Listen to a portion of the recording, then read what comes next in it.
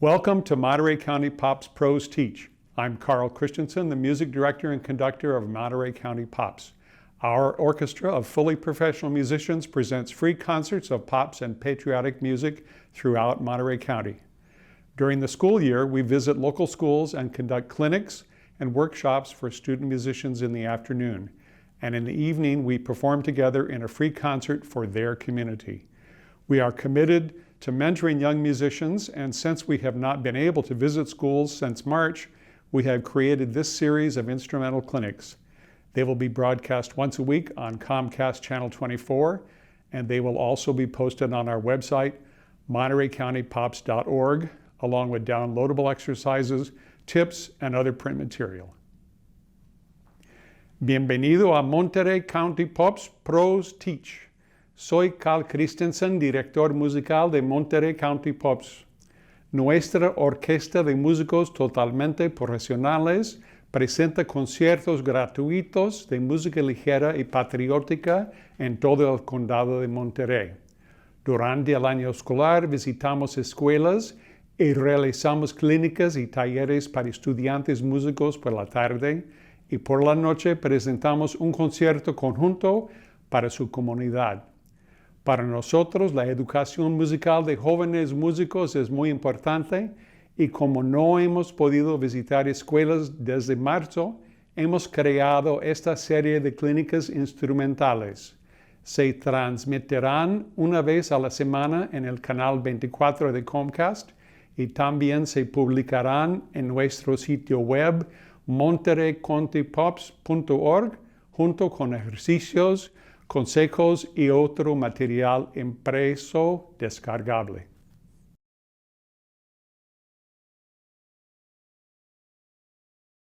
And now, please enjoy our trumpet episode presented by our principal trumpet, David Adams. Y ahora disfruten de nuestro episodio de trompeta presentado por nuestro trompeta principal, David Adams.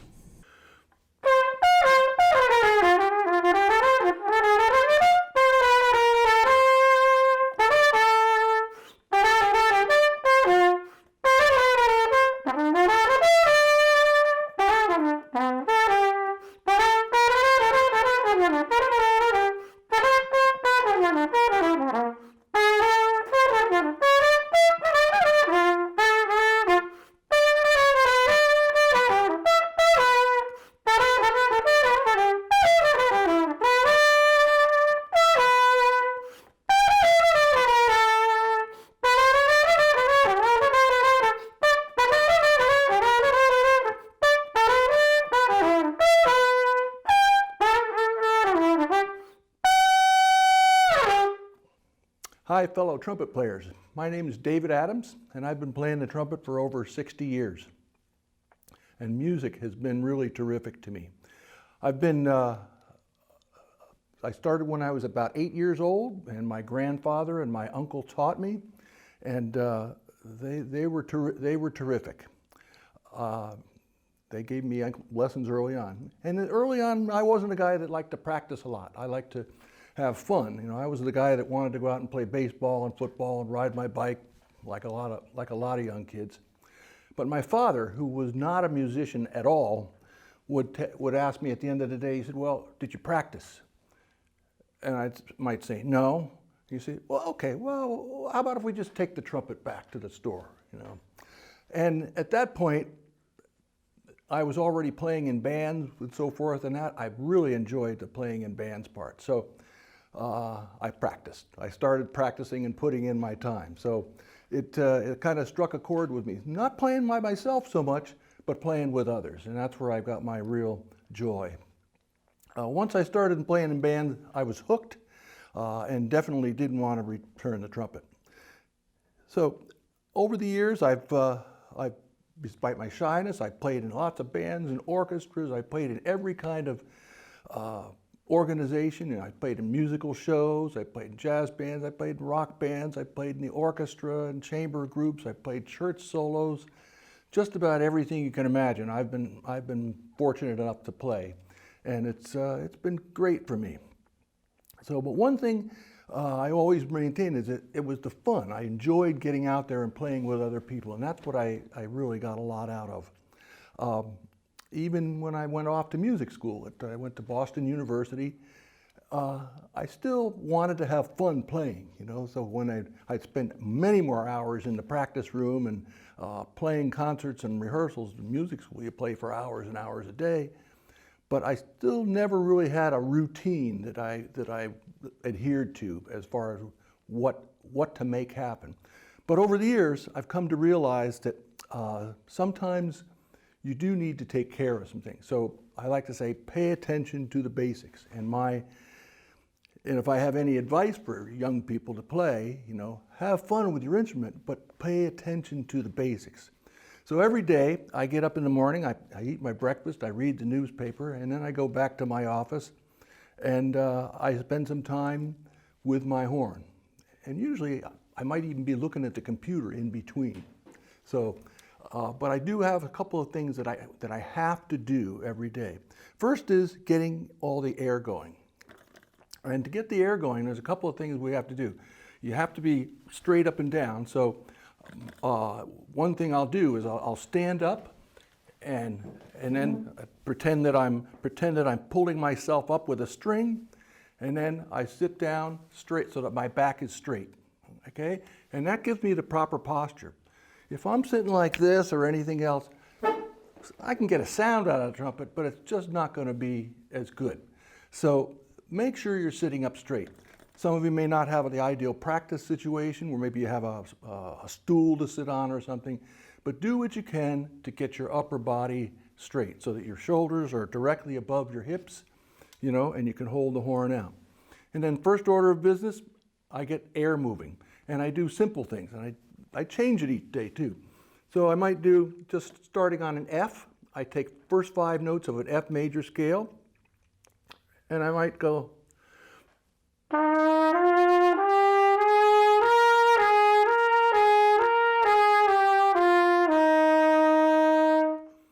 Very simple, right? And notice that I have one long stream of air. I might tongue a few notes.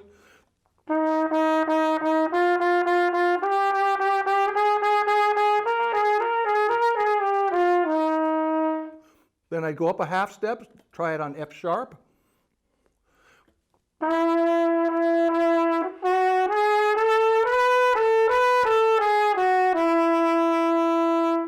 Same kind of thing. Maybe I'll start from the top note.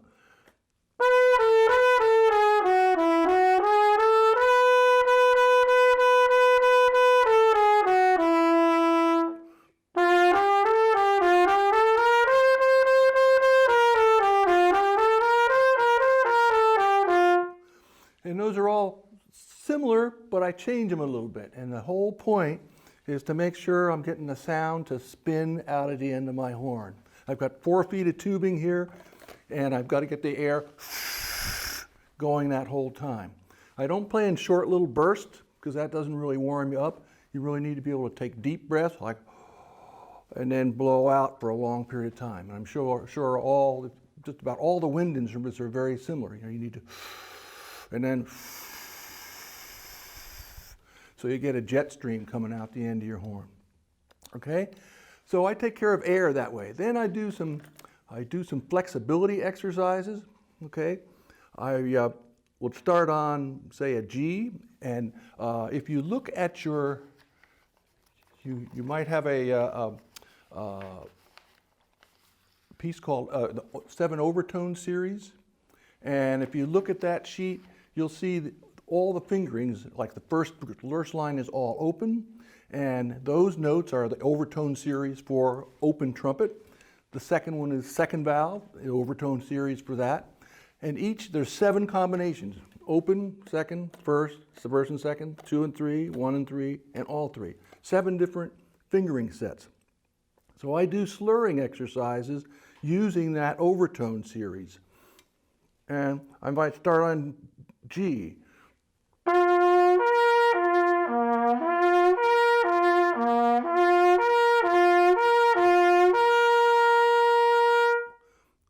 Okay, and that's just a simple one, just using 3 notes.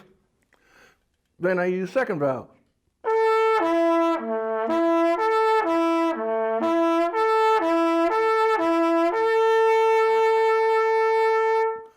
notice I'm using one complete breath for the whole thing. First vowel.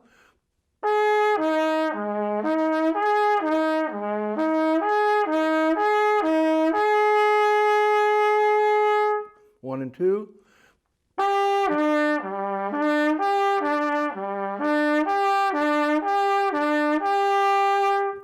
Okay, and I do all the fingerings. We don't need to go through them all now, but all 7 fingerings, I'll do entire set. Then I expand it a little bit.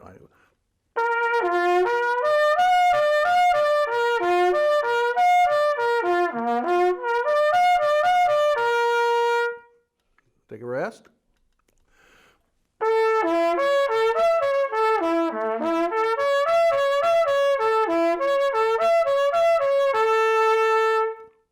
Take a rest.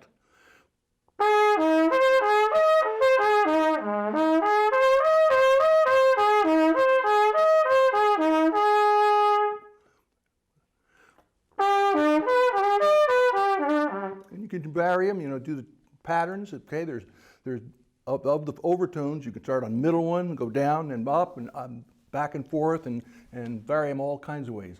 Another way to kind of help you change the monotony of doing that same simple exercise is play bugle calls.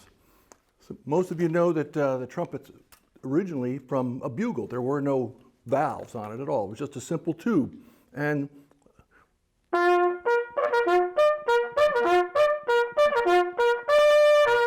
you've heard the Army bugle calls for assembly or come to mess, and you can do those. So do them with every fingering.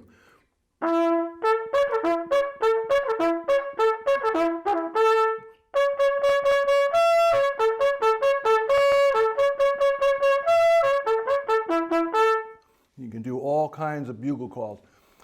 You can look those bugle calls up on the web, just the Army bugle calls, and there's dozens of them mean different things. So that's kind of ways that I use to be a little bit more creative with my warm-up. It's not always the same every single day, and I take a half an hour to go through this, this warm-up thing. I take my time, I rest in between, like I play one slur, and then I sit and don't do anything, and then I do the next one, and I do each set of overtones, all 7. And then I try to expand them too. I'm always trying to improve my range. So can I go up higher, for example? If I do,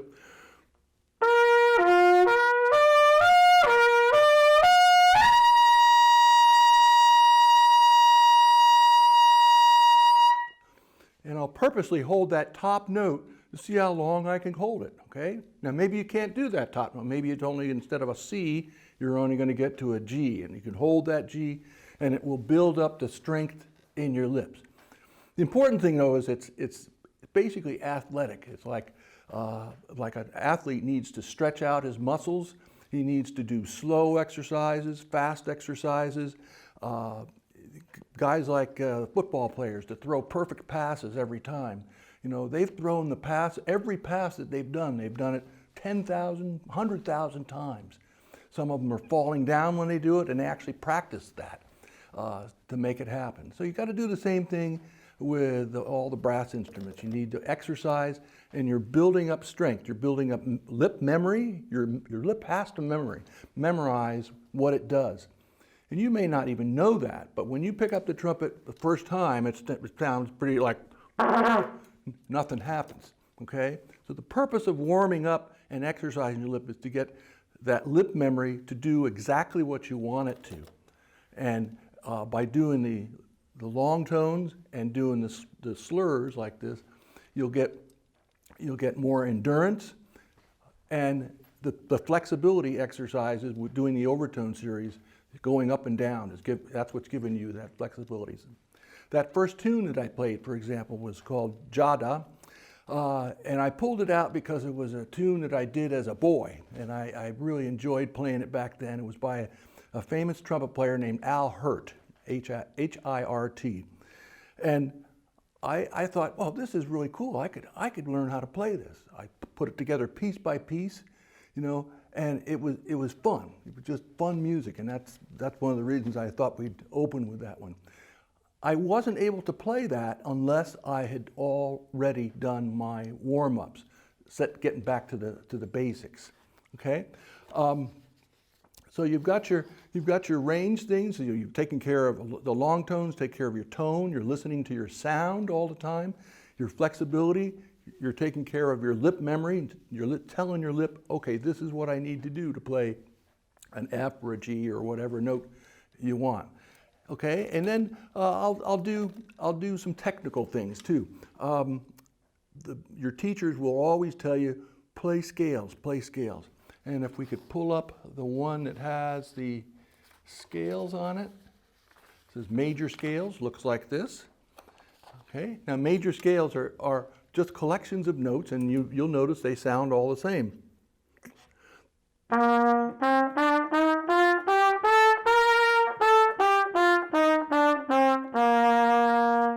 All right, you know the fingerings for your C scale. And then learn your F scale. Now you say, well, why F? Why not D? Or why not? And this is what we call the cycle of fourths. By going through the cycle of fourths, we add a flat each time, so in each new scale. So C scale has no flats or sharps. F scale has, you guessed it, one flat.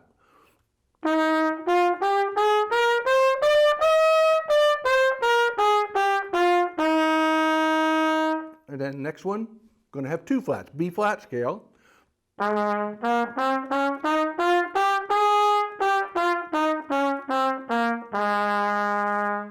And go as slow as you need to play it evenly. Okay, now maybe when you get to E flat, which has got three flats in it, maybe you have to go.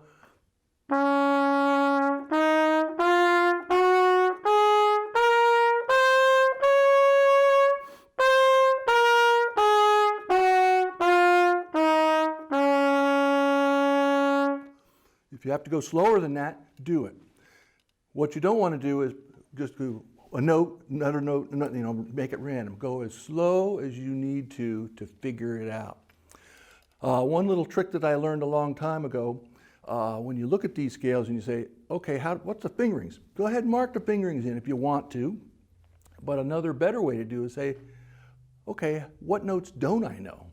Maybe I don't know A flat is second and third. So I'll circle that note, put the 2 and 3 there. You don't need to put the fingerings for every single note.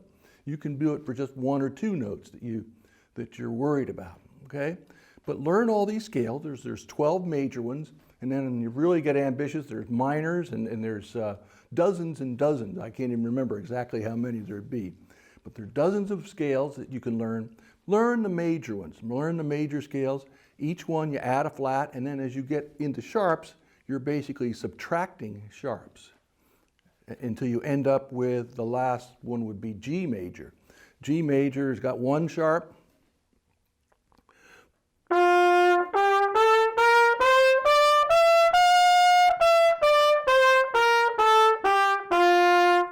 And if I subtract a sharp, I'm back to C major, right?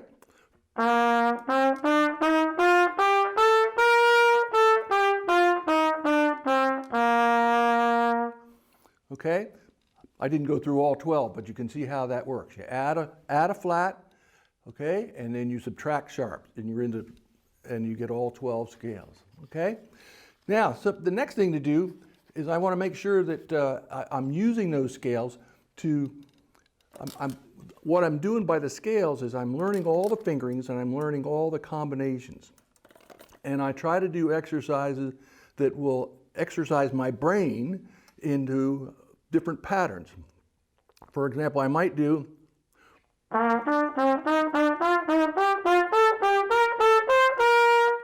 right? Skip 2 notes, down 1, up 2 notes, down 1, okay? Or I could start from the top. Then I've got to F, right?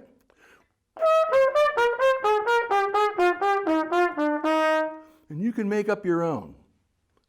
You can do little scale patterns. Like if you're an F scale,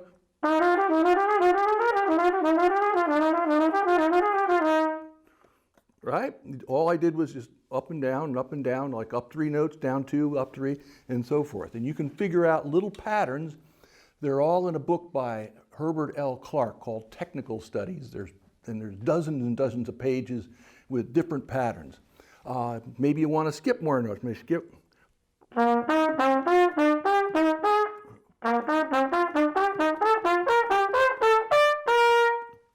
Okay, so you're going to get different patterns. All right, then I say, okay, what about tonguing? I hear people do different kinds of tonguing all the time. Like that first piece I played was a jazzy piece, and the tonguing was odd. Sometimes it was soft, sometimes it was hard. It was a combination of things. So that variety is what you can listen for when you listen to other people play. So tonguing. Now some of you may have wondered, how does those guys play like William Tell Overture?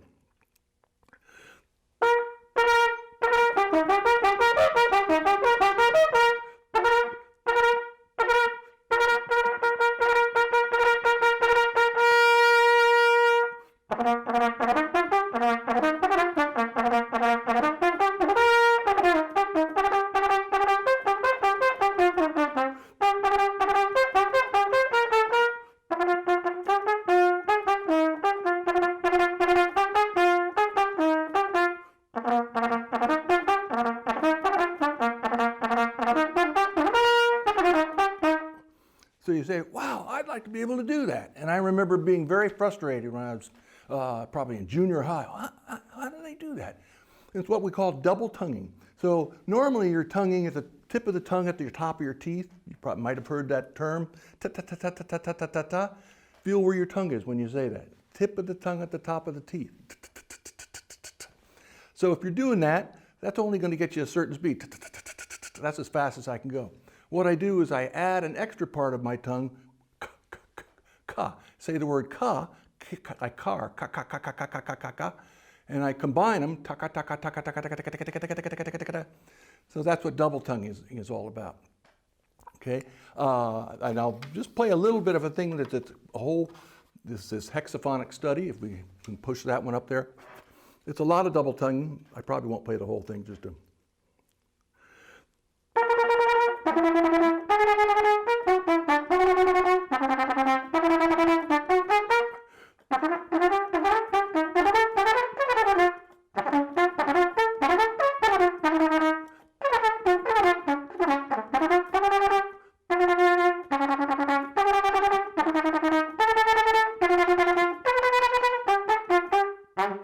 And it goes on for the rest of a page, but I'll cut it short in the interest of time. So that's the kind of thing that you can play when you're doing double tonguing. All right, and I wanted to before we finish, show you some things. There's an equipment list that I'd like you to think about. If you're in the market to buy a trumpet, make sure you buy a brand name. Some people go online and they find a trumpet that's it's only $10 or something, and you say, okay, that must be a real deal. 9 times out of 10, it's a cheaply made thing, and it would be harder to play. So I've listed a couple of brand names that I'd like you to pursue. Yamaha, that's ones that I play. Holton, H-O-L-T-O-N. Bach, Selmer, Jupiter, Getzen, Kahn, Canstol, Cannonball, and Adams. Not mine, but I thought it was interesting to include that. So buy equipment that you can use and that you can do well with. I didn't talk about mouthpieces because that's more of a personal thing, and you just have to find the right size. And I'd like you also to listen to other trumpet players as much as you can.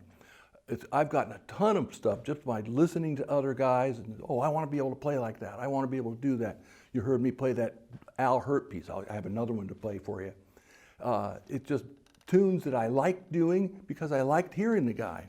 Louis Armstrong in the jazz world, Harry James, Miles Davis, Clifford Brown, you can see the list. Arturo Sandoval, Maynard Ferguson, Freddie Hubbard, Dizzy Gillespie. Those are some of my favorites, and you should have your favorites too. Go on YouTube and pick a name anyway. Wynton Marsalis, pick them out, and there'll be tons of videos you can watch. There's also what we call legit trumpet players. Alison Balsam, Tina Thing Helseth, a couple of Scandinavian young ladies that play terrific, and you should hear them. There's a lot of recordings by them. Sergei Nakarayakov He's a Russian guy that plays incredibly. So go listen to them, even just for a few minutes. The YouTube clips are short, they're fun, and you'll get a lot out of them. There's a bunch of brass groups that you can listen to that I love too, like Monosel Brass is a real humorous group. They play incredibly well. They're monster musicians, but they also put together these comedy acts, like they might play while carrying each other on their shoulders and stuff, and doing, standing upside down and having one guy do the fingerings while another guy does the blowing, and it's really clever stuff to watch, and they're very entertaining. Okay, so listen to people, listen to all good music, but listen to trumpet players in particular, buy good equipment, and always when you're practicing, go back to those basic things that we have to do to make things sound right. I thought I'd finish with another Al Hirt tune, which is another one that I picked up from my youth that I really enjoyed. And again, I picked these because they were fun. And if you have fun with the trumpet, you can play the darn thing forever. I'm 70 years old, I'm still doing it. Still having fun, still trying to figure out all the ways to make it sound better. This is called Clarinet Marmalade.